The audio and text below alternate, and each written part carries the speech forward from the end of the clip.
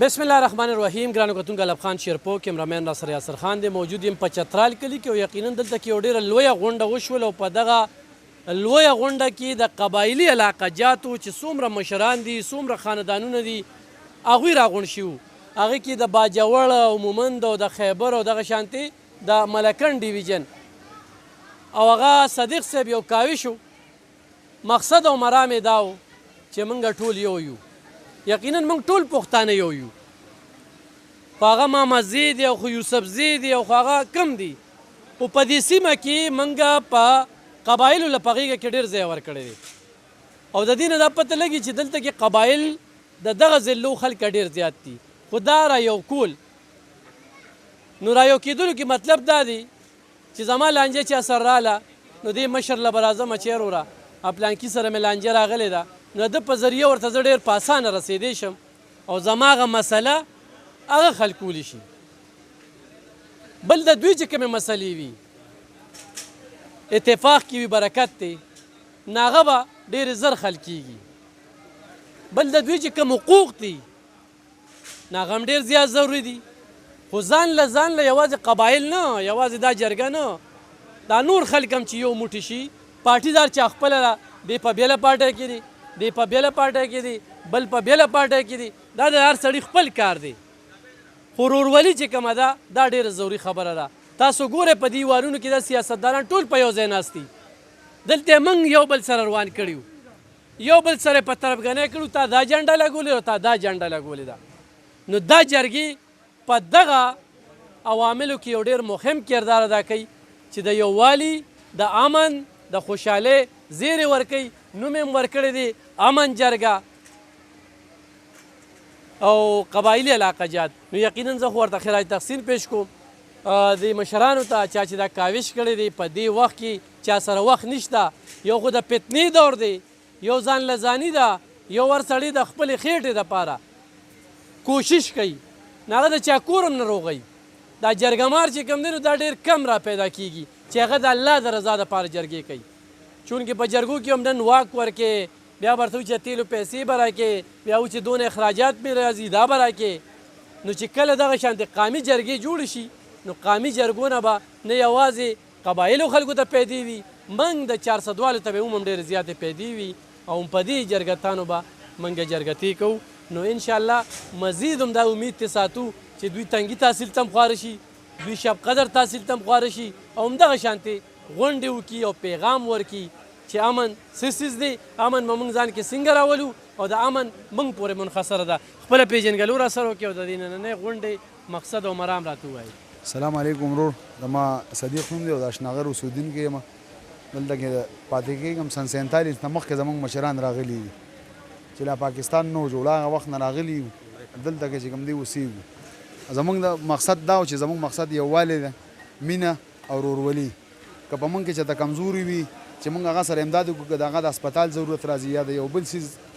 ضرورت یې پوه شوې نو د هغې په سلسله کې موږ چې کوم دی نن دا غونډه کړې وه هغه که مطلب د دې ځای کس وي او که د باجوړ وي که د ممند وي او که د سوات وي که د دیر وي که د هرې علاقې وي نو موږ یو ځای بل ځای کې چونکې موږ لومبې سټارټ نوشیر رانه اخېستو دا فیصل به دا زما خوریم دی او په نوښار کې د ډېر خدمات دي داسې زما نور ملګري نه مردان دي هلته د هغوی ډېر خدمات دي چونکې دلته موږ میډیا ته مخې ته راتلو نو او نم دا غوښتل چې خلک داسې وویني چې داسې کېږي موږ خالص مخلص د الله د رضا دپاره کول یو غیر سیاسي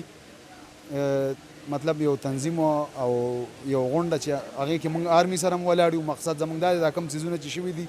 آرمي سره اول خو موږ دې مخالفت کوو چېرې داسې نه و پکار زموږ آرمي چې کوم دی زموږ آرمي ده زموږ سرونه د پاکستان نه قربان او پاکستان زنده باد. چې پاکستان وي نو موږ به یو او د لر او بر به پکې وایو ګنې چې پاکستان نه وي نو نه به لري او نه به بري هېڅ به هم نه وي بیا.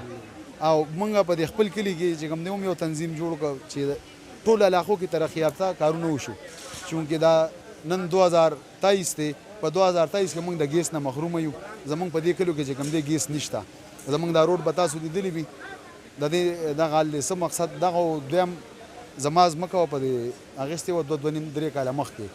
په هغې باندې صمد باچا بل راته و نیولې زما زمیندار یې شړلې ورسېدې بیا چې موږ ورغلو هلته هغوی زه خو نه یم ورغلی زما کشر ورور چا چې دا پټۍ اخېستې و هغوی ورلل چې بهی ستا ته څه مسله ده ستا نه موږ نه ځای اخیستی دی نه څه بل څه د موږ تا سره لینډ نه شوي هغوی دې باندې هغوی فایرنګ وکړ هغې کې پولیس والا یک طرفه چې کوم دی روان و هغې اپیل ما آی جي پي صاحب ته کور کمانډر زموږ چې کوم دی د پېښور هغه ته ډي آی جي صاحب ته چې کوم دی هغې کې ما وینا کړ چې پیر کار دې وشي ما دې ووري انصاف